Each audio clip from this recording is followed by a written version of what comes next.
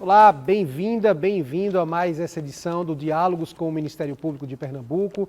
Antes de mais nada, eu peço que você deixe o seu like nesse vídeo, compartilhe à vontade, ou seja sempre bem-vindo ao Ministério Público de Pernambuco. E fazer uma observação aqui a todos vocês, que tanto eu quanto as nossas convidadas não estão fazendo uso de máscaras, porque nós estamos em um ambiente devidamente controlado e respeitando aí as normas sanitárias. Bom, o tema de hoje é sobre as mulheres, especificamente sobre a violência psicológica e também a política. Novidades aí dentro desse âmbito do combate à violência contra as mulheres. Para isso, nós conversamos nessa edição com a promotora de justiça, já conhecida de todos, aqui do Ministério Público de Pernambuco, doutora Bianca Estela Azevedo, e também com a nossa convidada do Centro, Clarice Lispector, ela é gestora do Centro, Laudijane Domingo. Doutora Bianca, Laudijane, sejam bem-vindas, obrigado por ter aceitado o nosso convite em conversar um pouco mais. Ainda é um cenário alarmante, vez por outra nós vimos um crime aí contra as mulheres, e é sempre um tema aberto aí de discussão para a nossa sociedade. Então, eu queria já, além das boas-vindas, já conversar com vocês, doutora Bianca, especificamente nesse lado jurídico, explicando para o telespectador o que seria essa violência psicológica e também a política, e no que esse agregado, Laudijane, também vai favorecer dentro aí desse processo de 15 anos da Lei Maria da Penha. Foi importante essa tipificação penal, né, da violência política e da psicológica. A psicológica antes. A psicológica vem numa série, né, desde a edição da Lei Maria da Penha, de 2006, ela vem tendo várias alterações legislativas que tem todas com fundamento na Lei Maria da Penha. E aí a gente teve o feminicídio em 2015, a gente teve a violência psicológica mais recentemente, e a violência política mais recentemente já foi depois da própria violência psicológica. E a violência psicológica já é muito conhecida de todos e já tinha previsão dentro da Lei Maria da Penha, mas ela não tinha um tipo específico dentro do Código Penal. Então, às vezes as pessoas falam, mas violência psicológica nunca foi crime? Sim, sempre foi. É um dos 5 tipos da violência que está dentro da Lei Maria da Penha, que a gente gosta sempre de lembrar. As 5 violências é a violência física, a violência psicológica, a violência sexual, a violência patrimonial e a violência moral. Esses 5 tipos de violência já vêm previstos na Lei Maria da Penha desde 2006. O que aconteceu agora é que o Código Penal resolveu dar um destaque à violência psicológica, tipificando e dando uma pena própria à violência psicológica. Consiste em que a violência psicológica? É aquela slow violence, né? Aquela violência lenta que vem minando a mulher, minando a autoestima, que vem humilhando, deixando ela numa situação degradante, que vem abalando a saúde mental. Então, o objeto de proteção da violência psicológica é o estado mental da mulher, né? Que faz parte, inclusive, do seu desenvolvimento, da sua afirmação. Tem impactos em toda a família, impactos para ela, crises de choro, sensação de abandono, vontade de isolamento, de ficar sozinha, né? Crises de pânico. Então, tem impacto na vida da mulher como um todo. Então, foi tipificado o termo de violência psicológica, que tem a pena de 6 meses a 2 anos. Aí, e lembrando sempre que a Lei Maria da Penha e a lei que está dentro desse espectro de combate à violência doméstica contra a mulher, ela não admite a aplicação da Lei 9.099, que é a lei que trata de crimes de menor potencial ofensivo. Então, ela não está sujeita a condições de suspensão e suspensão de processo, transação penal, essas coisas. Embora que já tenha assim, doutrina que já defenda o contrário, mas em princípio tem prevalecido esse entendimento que as normas de descriminalização penal, de transação e de suspensão condicional do processo não se aplicam à maneira técnica. Certo. Laudijane, em relação a essa questão da lei número 14.188, de 28 de julho de 2021, justamente dessa violência psicológica, que cria também o projeto Sinal Vermelho. O que é que trata esse Sinal Vermelho e como é que vocês veem, acolhem essas mulheres que procuram o Centro Clarice Lispector dentro desse âmbito da violência psicológica? Olá, doutora Bianca, Rafael. Eu acho importante a gente compreender que quando uma mulher tem uma rotina prolongada de situações de violência psicológica, essa mulher trava. Essa mulher interrompe o seu desenvolvimento cultural, político, social, familiar, e ela passa a se anular. E nesse processo de anulação, ela passa a ter a ampliação da violação dos seus direitos enquanto cidadã, enquanto humana. Então, quando uma mulher tem um cotidiano, tem uma realidade que ela sistematicamente passa por esse tipo de violência, ela trava a sua existência. Isso é uma reflexão importante que eu acho que a gente precisa fazer, né? A questão do atendimento no Clarice. O Clarice Lispector, ele nasce em dezembro de 2002, numa espécie de viragem no Brasil em relação a essa discussão de quão importante e a gente precisava trabalhar um sistema de garantia de direitos para as mulheres. Esse ano, o Clarice faz 19 anos. São quase 2 décadas de uma história com participação de muitos parceiros e parceiras. E a necessidade da gente reafirmar as instituições de defesa de direitos no Brasil em nome dessa importante pauta que é a vida das mulheres. Hoje, nós já temos de prontuários ativos, porque a gente não tem nenhum prontuário, nenhum arquivo fechado, né?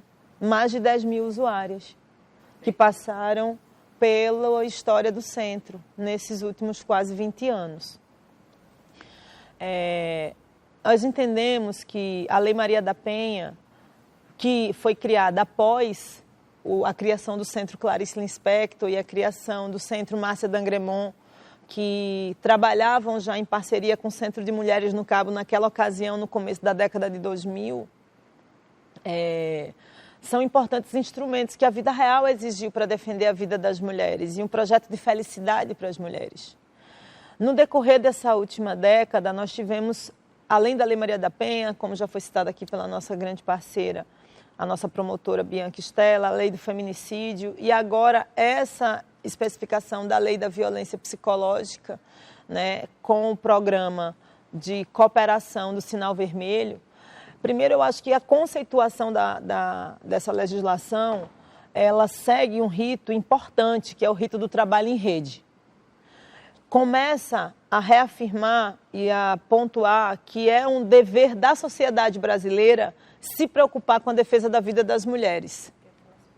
Isso é algo importante e relevante destacar. Qual é a ideia mãe que está por trás da necessidade de termos essa especificação legal? É o sentido de que, em briga de marido e mulher, todo mundo tem que meter a colher.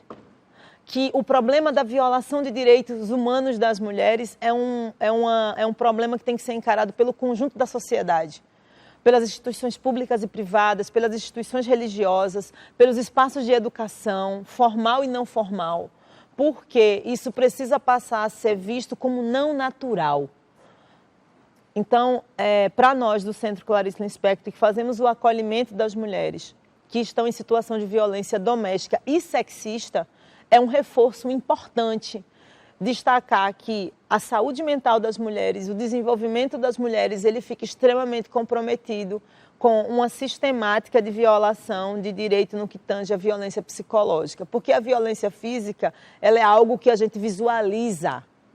A violência psicológica, ela tem dificuldades de ser comprovada porque ela acontece geralmente num espaço privado, sem testemunhas. E como que a gente consegue constituir, aí a doutora Bianca vai me ajudar nisso, a consolidar um sistema de provas materiais que garantam que essa mulher possa ter condições de chegar numa unidade do sistema de segurança pública, seja uma delegacia especializada, ou seja, uma delegacia comum, e ela tenha condições de ser acolhida de forma qualificada, que ela não seja revitimizada e que a fala dela seja preponderante. Então, nós do Clarice entendemos que a lei do sinal vermelho, nessa perspectiva de cooperação, reafirma essa necessidade. Em briga de marido e mulher, em qualquer tipo de violência, a gente precisa meter a colher, sim. Como é que dentro desse ambiente do Clarice Lispector, da recepção dessas mulheres vítimas, como é que vocês também trabalham? Existe um trabalho com os familiares dessas mulheres vítimas de violência psicológica, que eu vi que vocês acolhem também mulheres com filhos menores.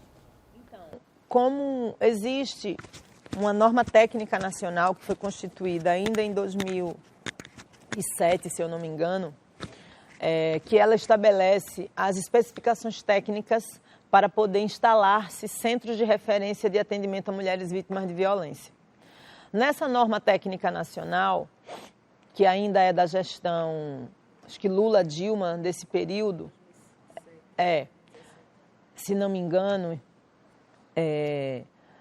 já estabelece como devem ser organizados os espaços físicos para poder desenvolver esse tipo de trabalho, para poder ter esse tipo de serviço, assim como a composição das equipes técnicas, assim como a forma de acolhimento dessa mulher que chega.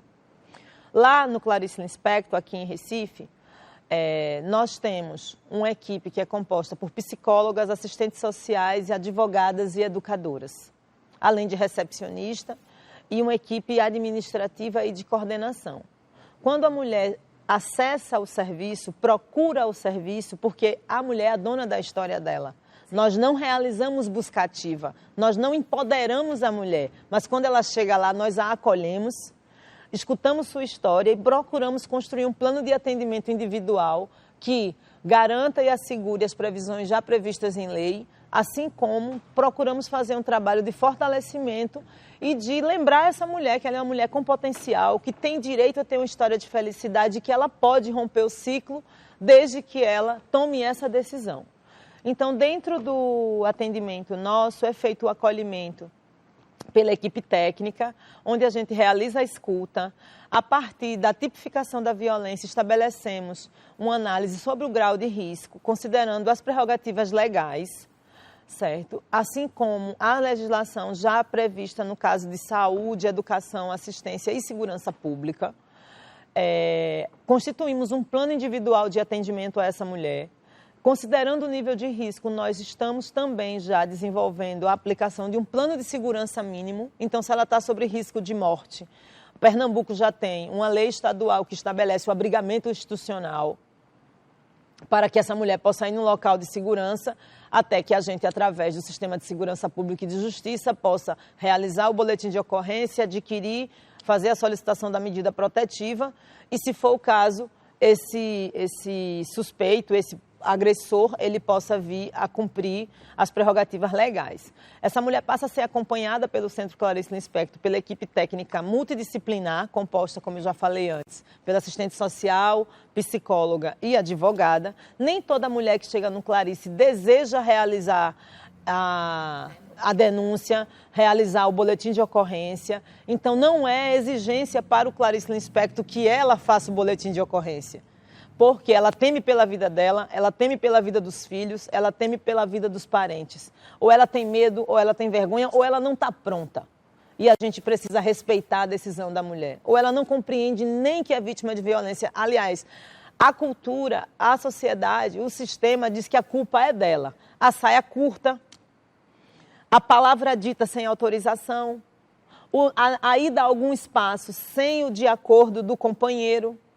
Ou seja, toda a liberdade da mulher ela fica restrita à decisão daquele companheiro. Quando ela transgride o sistema, ela é culpabilizada pela sociedade, pelas religiões, pelas instituições, e ela é revitimizada. Então, essa mulher tem que buscar coragem de onde ela não tem, muitas vezes, para poder tomar a decisão de romper com o ciclo. E ela vem em busca de ajuda. E lá nós acolhemos, realizamos, como eu falei, esse atendimento.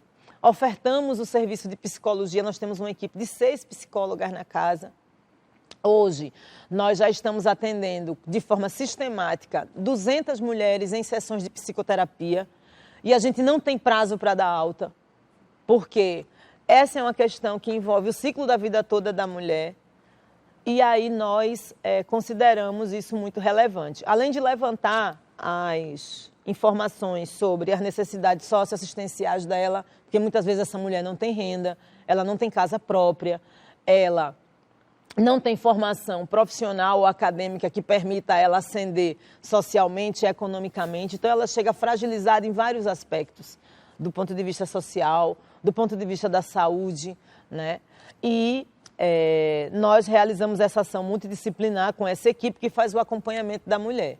Quando a mulher decide realizar o boletim de ocorrência, realizar a denúncia, nós, em parceria com o sistema de justiça e o sistema judiciário, nós desenvolvemos o acompanhamento e somos auxiliares do Ministério Público através do nosso quadro de advogadas no processo da judicialização do caso. Proporcionar uma comunicação pública autêntica, responsável e de qualidade. Levar quem nos assiste o compromisso com a cidadania, mostrar que desde o início, quando éramos MPPE em Foco, sempre estivemos motivados a fazer com que tudo que fosse notícia no Ministério Público de Pernambuco chegasse até você, cidadão pernambucano. No meio da nossa trajetória, mudamos de nome, mas nunca de objetivo. O que é de interesse público é notícia no MPPE. Essa passou a ser a identidade da nova TV MPPE. Transformamos nossos quadros, transformamos nossa maneira de produzir conteúdo e expandimos ainda mais nossos canais de interatividade com a sociedade. Estamos no YouTube, no Facebook e no Instagram, sempre juntos de você, seja para dar destaque, Deverá receber adolescentes, informar notícias rápidas com atuação na defesa da infância e juventude, ou até mesmo para termos espaço para diálogos. A gente pretende continuar esse trabalho de aproximação. Além disso, também proporcionamos reflexões através de fatos especiais, seja na defesa de direitos humanos, dos direitos da população LGBT, da luta contra o racismo, do combate à violência doméstica e familiar contra as mulheres, da defesa dos direitos do consumidor e da cidadania com vez e voz, a favor da acessibilidade, da busca pela pacificação entre pessoas da própria comunidade e sem esquecer de campanhas para que todos possam estar atentos a questões que podem mudar nosso jeito de pensar o mundo. A cada conclusão de um ciclo, sempre nos cabe fazer uma retrospectiva do que passou. São 5 anos tendo mais de 170 mil visualizações em 5,2 mil horas de exibição.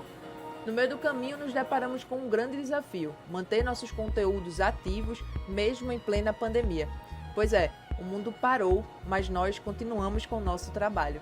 Afinal, superar desafios sempre nos motivou e continua nos motivando a levar até você uma comunicação pública com responsabilidade social. TV MPPE há 5 anos. O que é de interesse público é notícia no MPPE. Você falou aí dessa questão da dependência financeira, que muitas delas não têm casa, não têm como sustentar os filhos, né? Não tem essa dependência. Né? E aí eu queria chamar a atenção, existe uma pesquisa do Data Senado que diz que cerca de 40% das mulheres elas não denunciam seus companheiros exatamente por conta dessa dependência financeira e econômica. Aí eu pergunto, o Clarice faz algum encaminhamento dessa mulher numa situação de hipossuficiência financeira para os serviços do Estado, Secretaria da Mulher, ou não existe esse encaminhamento? Nós, da Secretaria da Mulher da cidade do Recife, temos hoje um trabalho focado em 3 eixos. No campo da violência, nós trabalhamos na perspectiva da prevenção e do enfrentamento. Então, trabalhamos a esses 2 lados. E o outro eixo estruturador do nosso trabalho é a questão do empoderamento feminino das mulheres, né? Do empoderamento econômico dessas mulheres.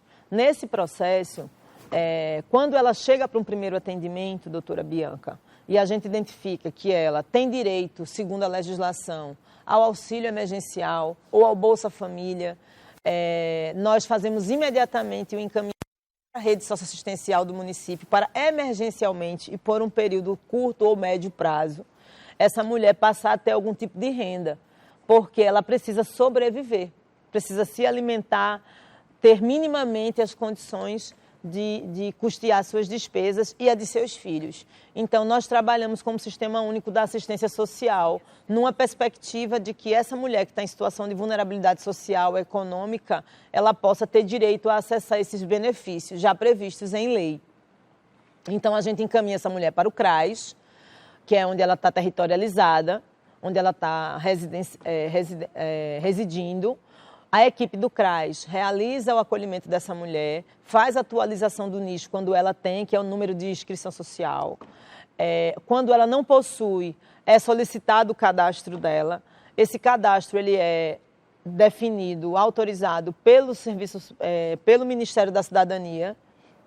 e a partir daí, estabelecidos os critérios nacionais, ela passa a ser inserida no serviço, né? Na concessão desse benefício socioassistencial. Além disso, também está previsto na lei do SUAS o benefício eventual, né? Porque tem o BPC, que é o benefício de proteção continuada, que é para pessoas com deficiência, mulheres com deficiência no caso, e mulheres que nunca contribuíram para o sistema de aposentadoria, que tem mais de 60 anos, né? No caso dessas mulheres, tem a questão do BPC, mas a gente também trabalha na assistência social com um benefício, com esses benefícios eventuais. E dentro do quadro dos benefícios eventuais, também tem a concessão de cestas básicas, em função da situação de insegurança alimentar, porque ela não tem renda, ela não tem emprego, ela não está incluída em nenhum programa de distribuição de renda e ela também não tem como se alimentar, porque ela depende dela ou dependia do agressor.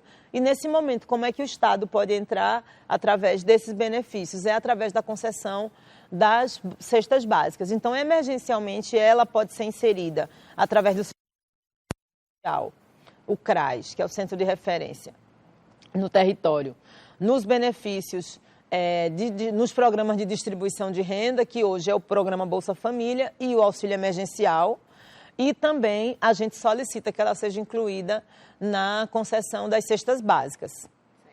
Paralelo a isso, nós procuramos também, no momento da abertura do prontuário, identificar a escolaridade dela, identificar se ela já realizou algum tipo de curso, perguntar se ela tem desejo de participar de algum curso de formação ou de qualificação profissional, porque a Secretaria da Mulher, em parceria com a Secretaria do Trabalho e outros órgãos, está estruturando a rede de mulheres empreendedoras.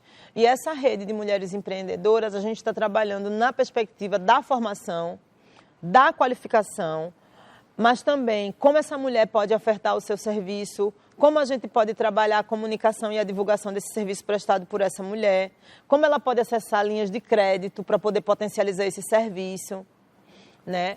Além de que, para nós, a questão do trabalho é uma questão muito singular, o trabalho e a renda.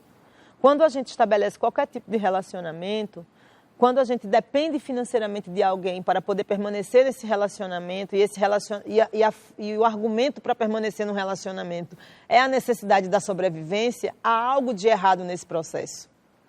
E aí a mulher passa também a se submeter à violência, seja ela psicológica, sexual, física, moral.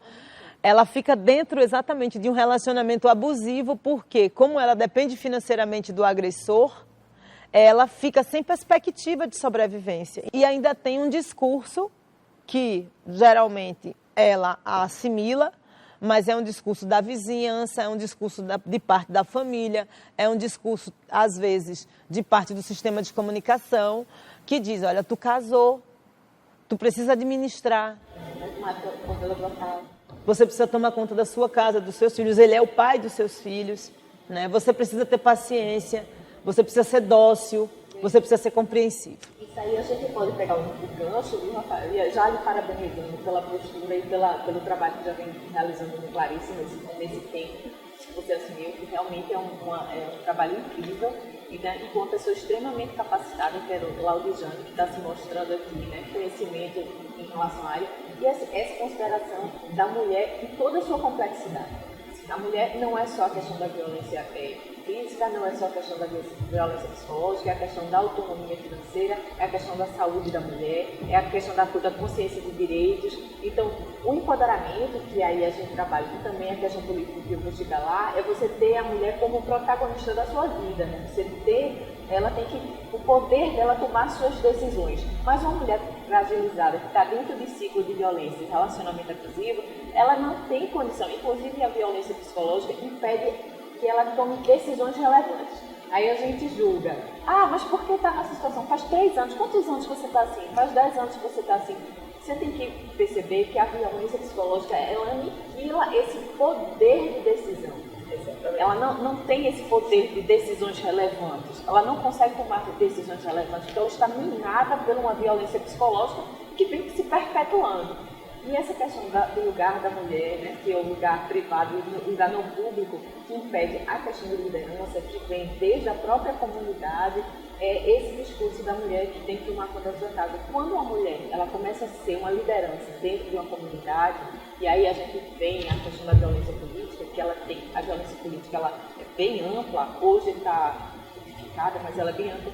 Ela visa isso, tirar a mulher do foco da liderança. Quando ela começa a se destacar numa liderança comunitária, vem um vizinho e vai dizer, você vai participar disso, vai participar de uma associação? Porque, veja, a liderança política, ela não é só a liderança partidária. Ah, qual é o seu partido político? Não, a liderança política ela é muito mais do que isso. Ela começa, ela é embrionária dentro das comunidades, dentro de uma liderança. É uma mulher que passa a ser resolutiva dentro de um determinado grupo menor e que ela vai crescendo, ela passa a ter uma cooperativa, ela passa a ser ouvida, né, dentro de uma associação. E aí as pessoas vêm e dizem assim, mas você vai fazer isso, vai deixar os seus filhos em casa para estar participando disso? Vai deixar seus filhos em casa para tomar conta de direito dos outros? Né? Eu estava conversando lá uma vez na escola e perguntei, o que é liderança para você? Vamos conversar. No final eu gosto sempre de conversar porque eu aprendo de cada tudo. Aí, o que é liderança? O que é liderança? O que é uma mulher líder para você? Porque a liderança está afinada com a questão de participação política que leva nós mulheres a ter poder de agenda. Aí ela disse assim, liderança é aquela mulher que resolve tudo. Então, essa concepção de liderança para elas é muito forte, dizer assim, vamos falar com Laudijane que ela resolve tudo. E aí a outra diz, fala com Laudijane que ela resolve tudo. Então, isso gera uma questão de liderança, que isso tem um potencial incrível, mas que é minado pela própria comunidade. Então, assim, você vai, Laudijane, você vai deixar a sua casa, seus filhos para lá, vai deixar o marido, e aí você deixando o marido, vai dar espaço para outra. Aí você passa a ser culpada da má educação dos filhos, você passa a ser culpada se seu marido lhe trair, você passa a ser culpada se seu marido lhe bater. E muitas mulheres cedem a isso. Muitas dizem assim, eu não vou, porque eu tenho que tomar conta da minha casa. E aí a gente vai abrindo espaço e vai se perpetuando nessa relação político-partidária que temos hoje, né? E que serve ao interesse de uma grande maioria da população branca, masculina, que domina o poder e que tem interesse, por questão de estrutura de poder, de manter esse status quo. Né? Acho que essa questão da liderança política a gente precisa trabalhar muito e recentemente foi aprovada a lei de violência política que altera a lei das eleições e altera o sistema de partidos, né, determinando, estabelecendo essa questão que todo ato, constrangimento, causa ameaça, humilhação, que constrange a mulher com a perspectiva de gênero, que tenha a intenção de afugentá-la do espaço político, é considerado crime agora pela nova legislação, alteração da legislação dos partidos políticos e a legislação, que é a lei eleitoral, que é a 9.504.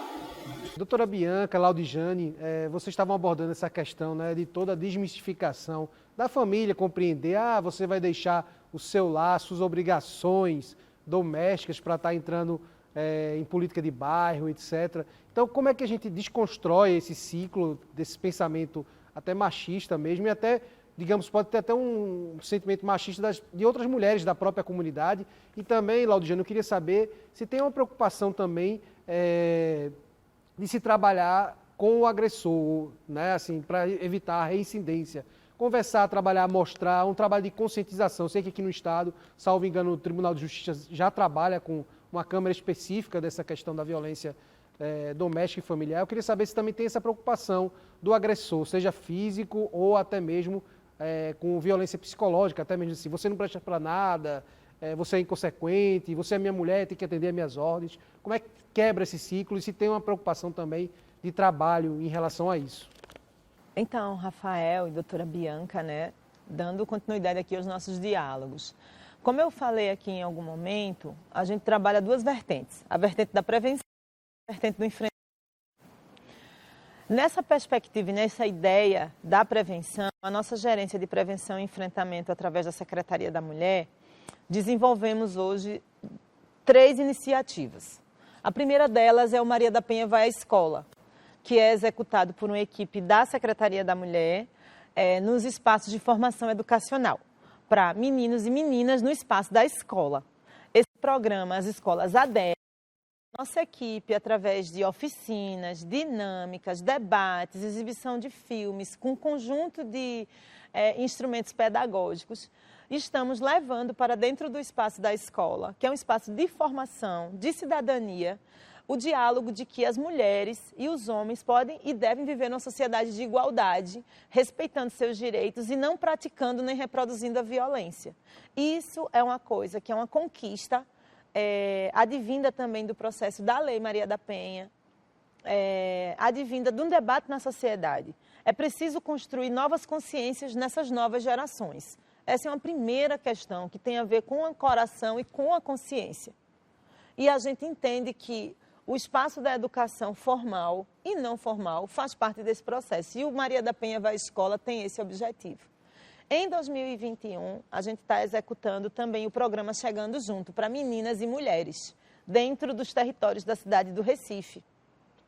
Com nossa equipe da Secretaria da Mulher, a gente tem ido aos bairros, reunido mulheres em associações, em igrejas, em espaços privados, a partir de articulações com a sociedade civil e outras instituições, para reunir com essas mulheres, dialogar com essas mulheres, apresentar, primeiro, essa ideia de que ela não é culpada da violência.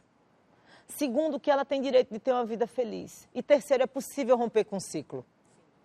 Certo?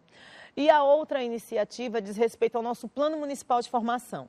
Esse Plano Municipal de Formação, ele está focado e direcionado para profissionais da rede de serviços públicos, inicialmente da administração pública municipal, mas também temos prerrogativa e previsão para englobar outros setores.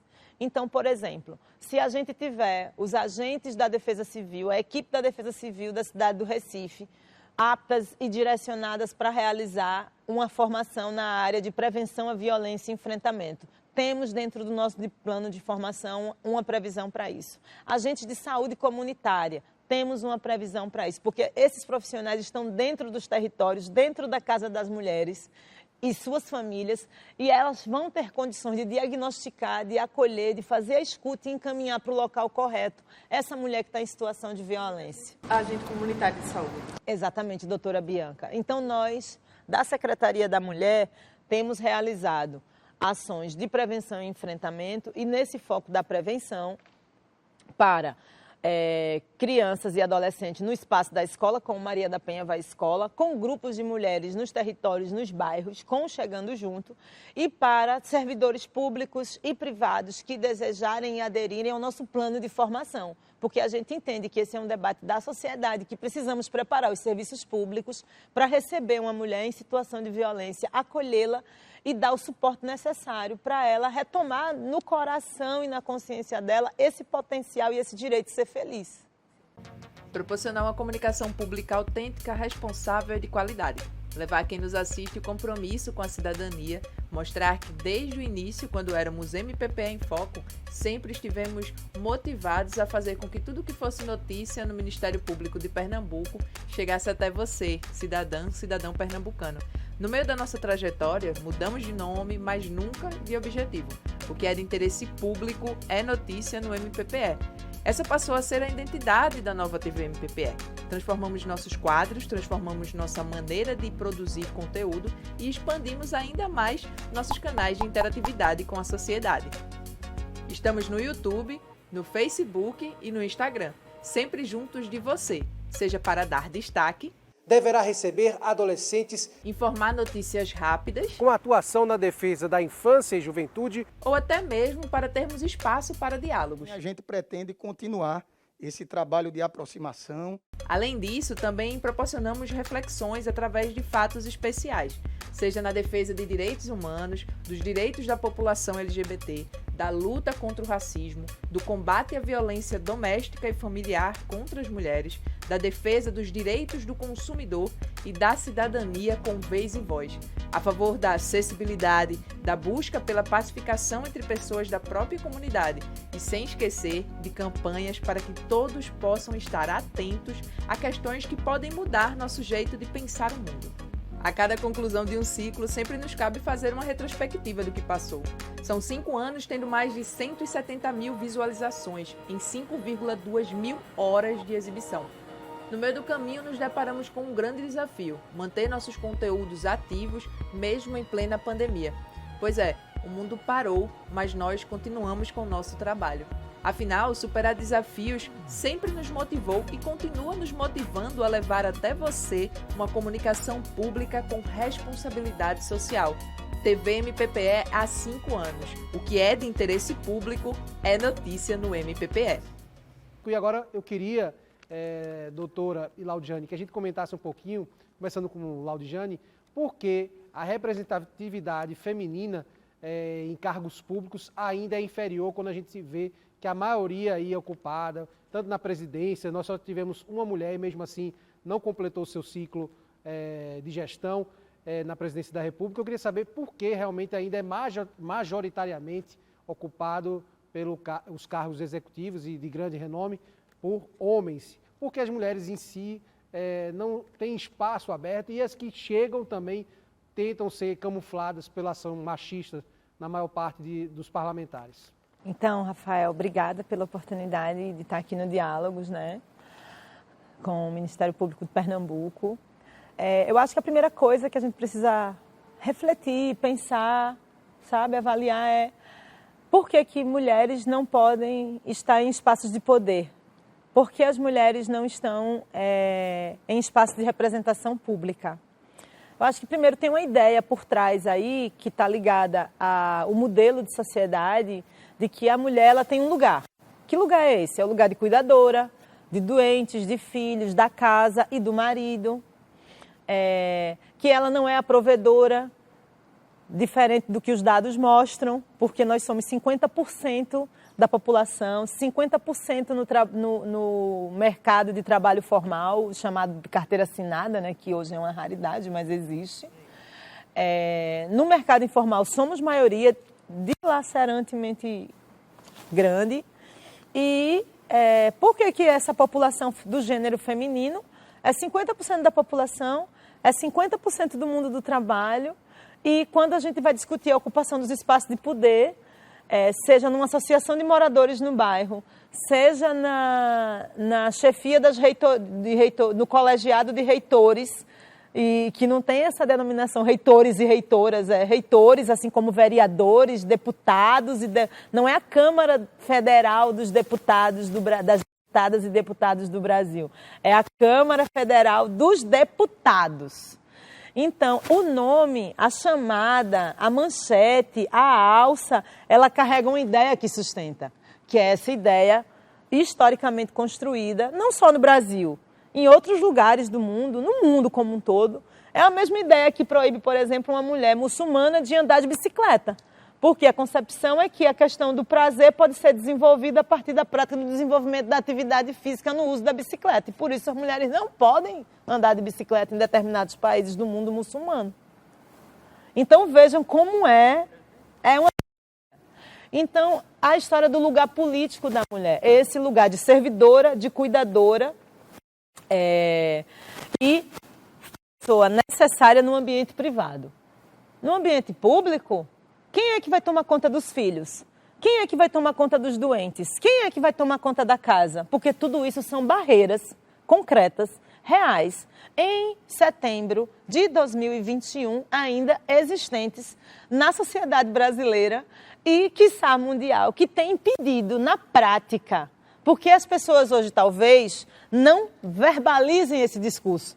Eu quero que as mulheres fiquem mesmo pilotando fogão em casa, pilotando tanque em casa. Às vezes as pessoas, pela forma como a pauta do feminismo, como a pauta da igualdade, onde a pauta do lugar de mulher, onde ela quiser, amplificou na sociedade, aumentou o som, né? As pessoas não verbalizem. Mas na prática, vamos olhar no orçamento público federal quanto está destinado para a construção de creches. Quanto está destinado para a promoção da saúde da mulher? Quanto está destinado para investimento em educação para ampliar o grau de escolaridade das mulheres?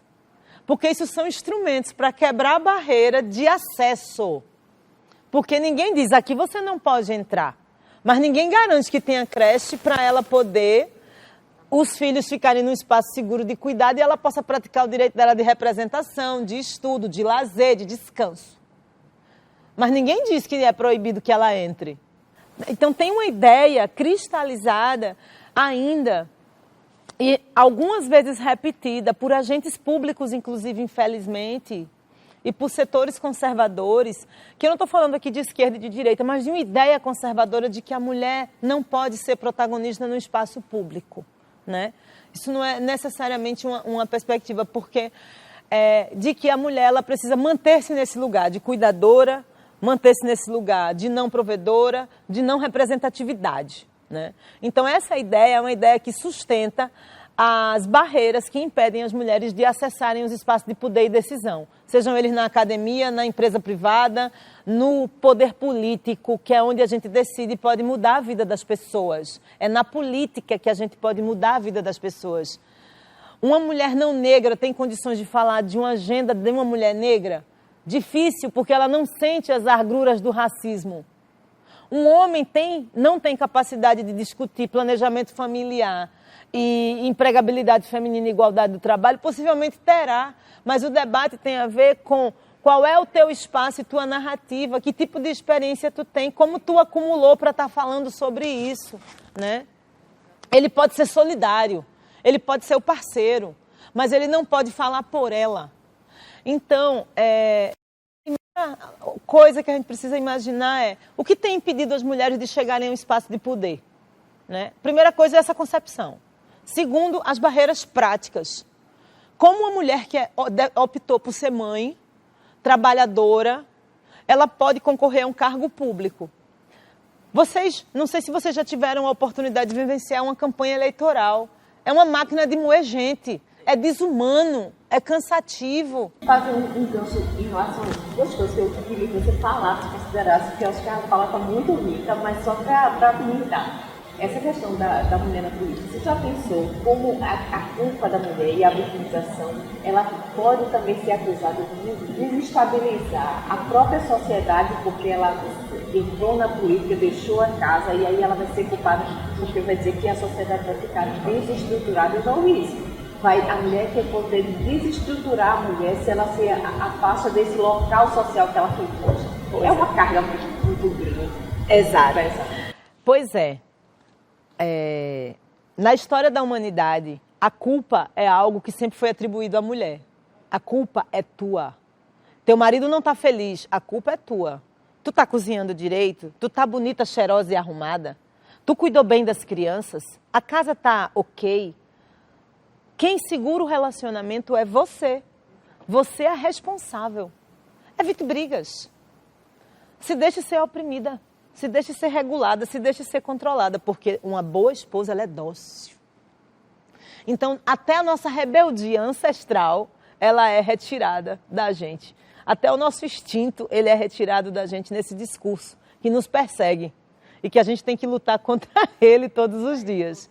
Então, veja, quando está assim numa festa de família, não estou nem falando daquelas cenas de uma deputada estadual que foi mãe, que concluiu o ciclo da licença maternidade e que estava amamentando ainda, que uma mulher amamenta até 2 anos, né? Ou um pouco mais, a depender do ciclo de desenvolvimento da criança. E ela era deputada. Ela pegou a filha e levou para o trabalho. No trabalho, ela tinha que fazer uma fala no plenário. E era a hora da mamada da filha. E ela deu de mamar no plenário. E ela foi amplamente criticada por isso.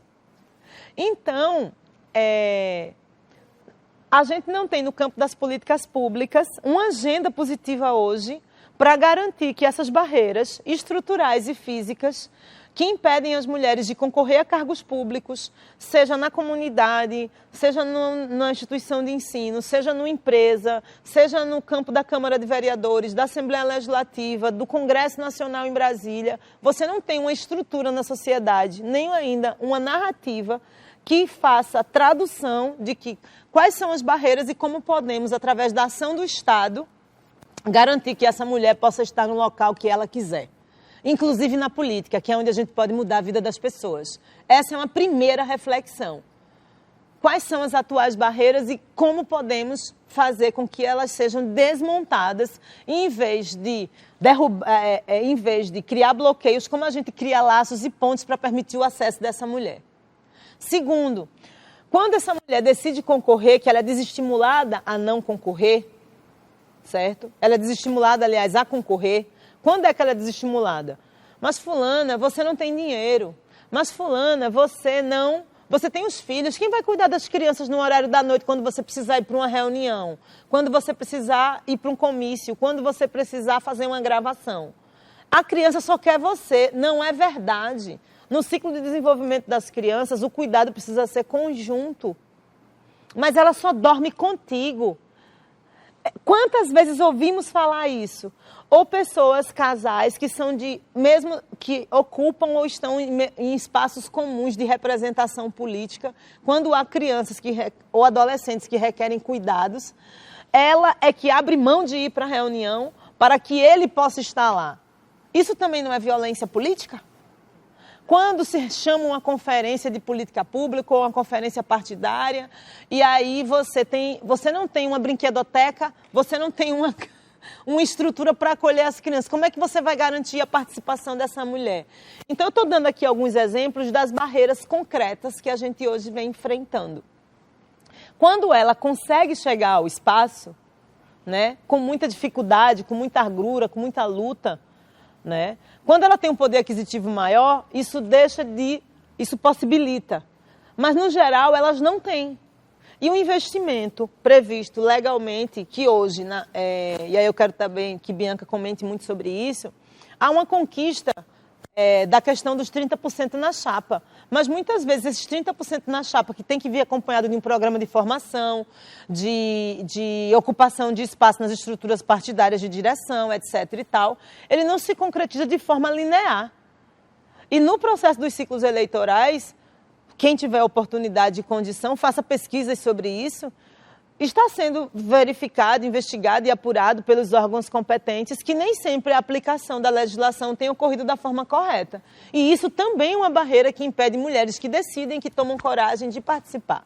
Quando a mulher consegue chegar ao espaço da casa, que não é o espaço da chapa, é o espaço da chapa previsto a 30%, mas no Brasil hoje, para vocês terem a exemplificação de um número, na última eleição de prefeitos, prefeitas, vereadores e vereadoras, nós temos um resultado que as urnas deram que, no Brasil, apenas 16% dos mais de 5 mil vereadores e vereadoras são mulheres. E quando você vai fazer uma análise de quantos por cento destas, 16%, são negras, que quando você faz a soma, considerando a base de análise do IBGE, de quem se autodeclara negra, parda, mulata, mestiça, tudo isso são formas, do ponto de vista da questão racial, de você ir embranquecendo a construção e a base da sociedade, e a composição da sociedade. Mas mesmo considerando a autodeclaração, a população negra também é maioria na população, passa da casa dos 50%. Como é que essa população se identifica numa relação de espelho com o poder? Não tem, minha gente. Não há essa construção, não há esse espelho, não há. E quando a gente pega esse dado de 6% das mulheres negras, é absolutamente insignificante. E quando você diz que aquela casa é a casa do povo, como pode ser a casa do povo se o povo não está dentro desta casa? É uma reflexão que a gente tem que fazer. A gente vai chegando já ao finalzinho do nosso programa. Foi ótimo recebê-las aqui. Agradeço mais uma vez a presença de ambas. Foi enriquecedor. A gente passaria aqui horas e horas conversando, discutindo, dialogando realmente. Mas antes de encerrar, eu queria a palavra de cada um de vocês, uma mensagem para quem nos assiste nesse momento, seja de dia, de noite, sempre deixando aqui aberto o espaço para o diálogo. Deixe seu comentário também no vídeo, compartilhe esse vídeo. É importante sempre a gente estar compartilhando, divulgando ações em prol das causas das mulheres, porque infelizmente ainda é recorrente, né? Como a gente vê, vez por outra, tem um caso de violência doméstica, familiar contra a mulher. Agradecer a sua iniciativa de trazer essa pauta tão relevante socialmente, dizer que ela não pode ficar por aqui, não pode ser estanque, que a gente tem que levar esse discurso mais vezes, né? Aí eu vejo, essa questão de violência doméstica, ela vem de novo. Sim, de novo, bater. Não para, né? Não para, vez pare de nos matar, né? Já criaram o hashtag pare de nos matar. Então, assim, enquanto não parar de nos matar, enquanto não furtar nossa participação, enquanto não interromperem nossa voz, a gente vai continuar vindo, vai continuar falando, vai sedimentar até que isso vire um não assunto. E pode estar fazendo escuro, mas a gente tem que continuar cantando. Podem até à noite virem e tirarem flores do nosso jardim ou tentarem arrombar a nossa porta, mas é muito difícil conter a primavera. O sentimento de liberdade, de sonho, de justeza, ele é algo que permeia o conjunto dos povos, da humanidade no nosso desenvolvimento. É necessário que a gente continue pensando que é possível construir um mundo novo. Um mundo onde possamos ser socialmente iguais e politicamente também.